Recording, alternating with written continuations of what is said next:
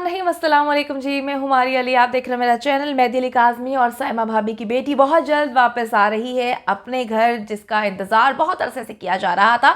अगले 24 घंटे इंतहाई इंपॉर्टेंट है। मैंने घर पर कोई भी लेटर नहीं छोड़ा था और ना ही कोई लेटर मैंने शेल्टर होम से किसी के नाम पहुंचाया, किसी को पहुंचाया गया, या कोई भी लेटर जो है जिसको मेरे से मंसूब किया जा रहा है, मैंने ऐसा कोई लेटर कभी भी नहीं लिखा। ज़ारा काज़मी को किस किस ने तशद्दुद का निशाना बनाया, सब नाम जो है वो सामने आ चुके हैं। बच्ची ने 16 अप्रैल से लेकर आज तक की तमाम कहानी सुना दी है। जलील नेक्सस के लिए जी बहुत बड़ा झटका। 10 दिसंबर का इंतज़ार जो है वो महंगा पड़ गया है।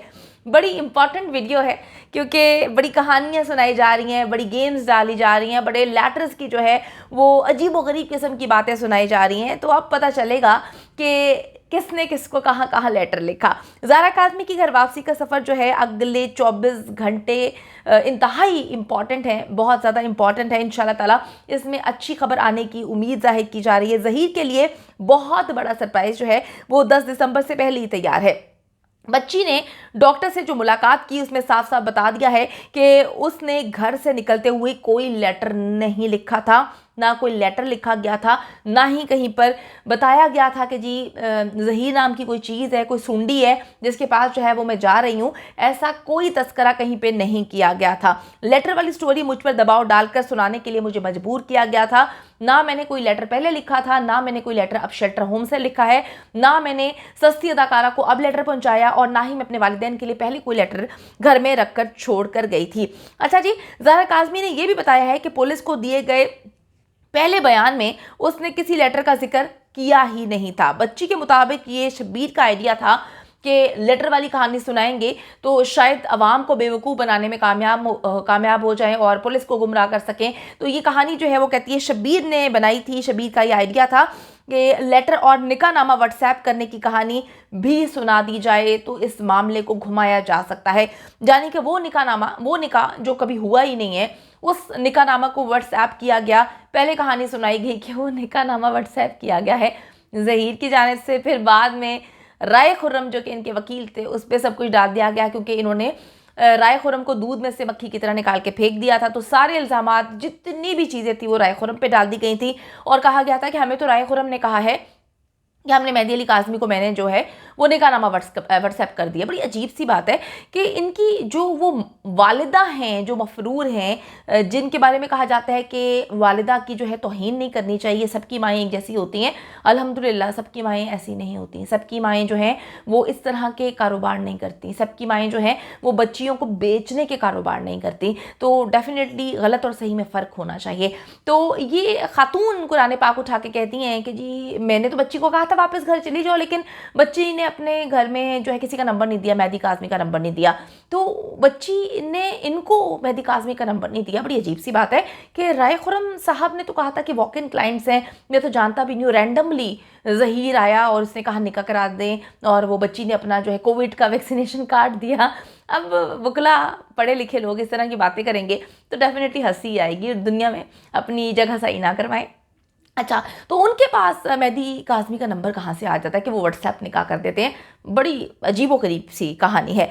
तो वो निकाह वाली कहानी यानी कि व्हाट्सएप करने वाली कहानी वो भी झूठी थी, फेक थी, और ये आइडिया था शब्बीर का। और ये बच्ची जो एक लेटर घर में लिख कर आई है ये भी एक फेक स्टोरी थी, झूठी थी। और ये जो तीसरी कहानी बनाई गई है कि ज़ारा काज़मी ने लेटर लिख दिया, शेल्टर होम से लेटर मुझे मिल गया, वो भी एक झूठी कहानी है क्योंकि बच्ची ने कोई भी लेटर ना पहले कभी लिखा था, ना ही कोई लेटर जो है अब लिखा, और ना ही कोई लेटर किसी तक पहुंचाया था। तो ज़हीर को बिल्कुल खामोश रहने का हुक्म दिया गया है और शब्बीर ने खुद मीडिया पर आकर ये बताना शुरू कर दिया था कि ज़ारा काज़मी अपने घर से ना सिर्फ अपनी मर्ज़ी से भागी है, आई है, बल्कि अपने घर बताकर भी आई है। बताकर किस तरह से आई है, वो एक लेटर घर पे लिख कर आई है और उसने वो लेटर जो है वो अपनी कबर्ड में भी नहीं रखा, ऊपर कहीं जो है चिपका कर आई है कि वालिदैन आराम से उस लेटर को देख लें। और उन्होंने, मेहदी काज़मी ने वो लेटर जो है छुपा के रख लिया है और किसी को नहीं बताया। घर वालों के लिए उसने एक ख़त छोड़ा है और 17 अप्रैल को निकाह के बाद निकाहनामा भी मेहदी काज़मी को व्हाट्सएप कर दिया गया।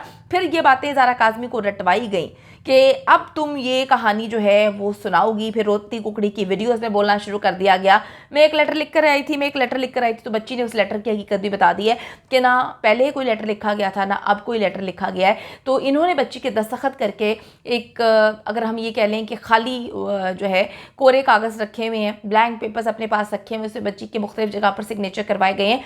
ये उसको चूरन बेच के मैं आपका वकील हूँ, वकालत के नाम पर जो है बहुत सारे पेपर्स पे सिग्नेचर जो है वो करवाए गए हैं। और वो ब्लैंक पेपर से उसके बाद रोती कुकड़ी ने अपनी राइटिंग में, और एक जो सस्ती डॉक्टर थी, पगली डॉक्टर, उसकी राइटिंग में जो है वो लेटर जो है वो लिखकर दुनिया को बेवकूफ़ बनाने की कोशिश की। लेकिन अल्हम्दुलिल्लाह इस केस से अवाम में बहुत शऊर उजागर हुआ है, और अवाम अब बेवकूफ़ नहीं बनती।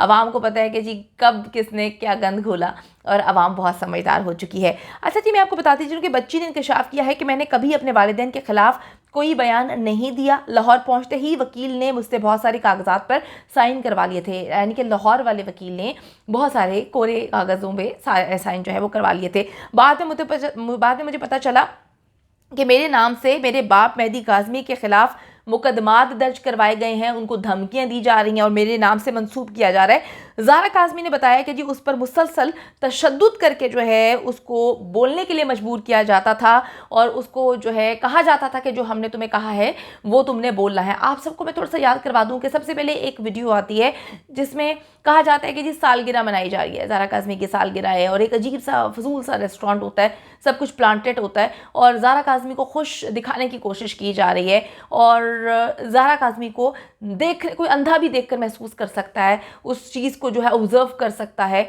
उन चीज़ों को जो है वो जो चीज़ें दिखाने की कोशिश की जा रही थी उसमें महसूस हो रहा था कि बच्ची को मनशियात दी गई है, बच्ची को जो है कोई इंजेक्शंस लगाए गए हैं, जो बच्ची जो है वो ऐसी हरकत कर रही थी जैसे कि कोई नशे का आदी इंसान करता है। तो वो पहली वीडियो आती है। उसके बाद फिर आईने पाकिस्तान और मेरे हकूक़ पर वीडियो आती है। बच्ची बार बार उधर देख कर वीडियो में जो है बयानात दे रही होती है, और बाद में ये चीज़ें भी क्लियर हो गई थी, सामने कोई खड़ा हुआ था उसको डरा धमका कर जो है वो चीज़ें बोलने पर मजबूर कर रहा था। फिर एक रेड सूट में बच्ची का पहला इंटरव्यू सामने आता है। सस्ती अदाकारा उस इंटरव्यू को कंडक्ट करती है, और बच्ची बार बार उधर देख रही थी, और इसने बड़ी झूठी कहानियां सुनाई थी कि हम ज़ारा काज़मी के घर गए हुए हैं। बाद में हम लोगों ने पता लगाया तो पता चला कि ज़ारा काज़मी का घर नहीं था, वो तो ज़हीर के किसी रिश्तेदार का घर था। तो वो बच्ची हर वक्त जब भी उससे बयान दिलवाए गए वो ऐसे ऐसे ऐसे ऐसे देखती रही। ऐसा लगता था कि सामने एक बहुत बड़ी जो है वो फ़ौज खड़ी होती थी इन दरिंदों की, और ये मजबूर करती थी कि भाई आपने यही बोलना है। तो बच्ची ने सारी चीज़ें खोल के सामने रख दी हैं। मुझे वालिदैन के ख़िलाफ़ नफ़रत पर उभारा गया। जब मैं वालिदैन से पहली मेरी मुलाकात हुई तो मेरे सारे ख़दशात दूर हो गए। मुझे जज साहिबा ने भी एतमाद में लिया, उनसे पूछा कि बेटा तुम्हें कोई मसला तो नहीं। मैंने उनको बताया कि जी मेरे वालिदैन मेरे लिए ये करते हैं। लेकिन जब वहाँ पर बैठकर 5 घंटे की मुलाकात में बात हुई तो मुझे इल्म हो गया कि सारी कहानियाँ झूठी थी, मेरे वालिदैन ने तो कभी मेरे लिए कुछ गलत बोला ही नहीं है। अब मैं जल्द से जल्द अपने मामा बाबा के घर वापस जाना चाहती हूँ। मुझ पर जुल्म और ज़्यादती करने वालों को सख्त से सख्त सज़ा मिलनी चाहिए। पाकिस्तान की आवाम जो है इन दरिंदों को सज़ा दिलवाने में मेहदी अली काज़मी का साथ ज़रूर देगी। आखिरी दम तक जो है इस केस के लिए खड़े रहें। और आपको बताती चलूँ कि इंशाल्लाह ताला अगले कुछ घंटे बहुत इंपॉर्टेंट है, बच्ची बहुत जल्द वापस घर आने वाली है।